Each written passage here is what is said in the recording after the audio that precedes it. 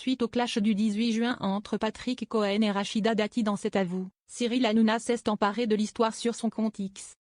Il n'a pas caché sa joie. Le 18 juin 2025, Rachida Dati et Patrick Cohen ont offert un clash mémorable dans ces avous. Alors que la ministre de la Culture était invitée sur le plateau de France 5, l'éditorialiste a essayé de lui parler des honoraires de 300 000 € qu'elle aurait perçus par GDF Suez.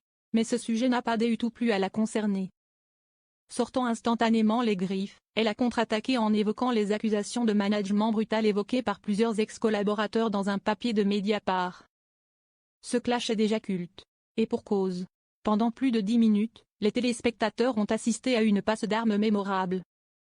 Au programme, gêne et attaque ultra basse. Exemple? Est-ce que vous harcelez vos collaborateurs?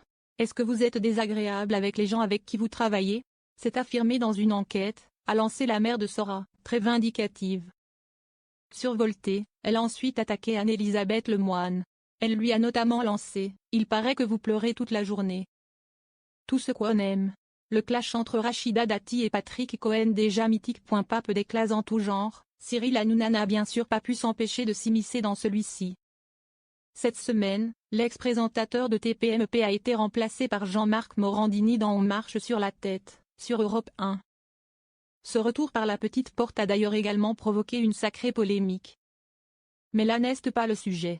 Sur X, le trublion du PAF a repartagé la fameuse séquence vidéo clash. En légende, il s'est contenté de mettre quelques émojis très évocateurs, les pop-corn et le singe qui se cache les yeux. Sûrement pour signifier que ce spectacle lui procurait énormément d'émotions positives. Cyril Hanouna jubile? Le problème?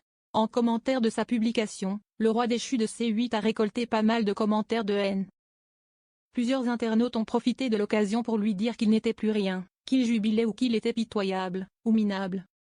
Bien sûr, d'autres fanzous ont aussi signifié leur hâte à l'idée que leur star revienne à l'antenne d'Europe 1, le 23 juin. D'autres se sont simplement exprimés sur ce clash mythique. Là encore, les avis sont très mitigés.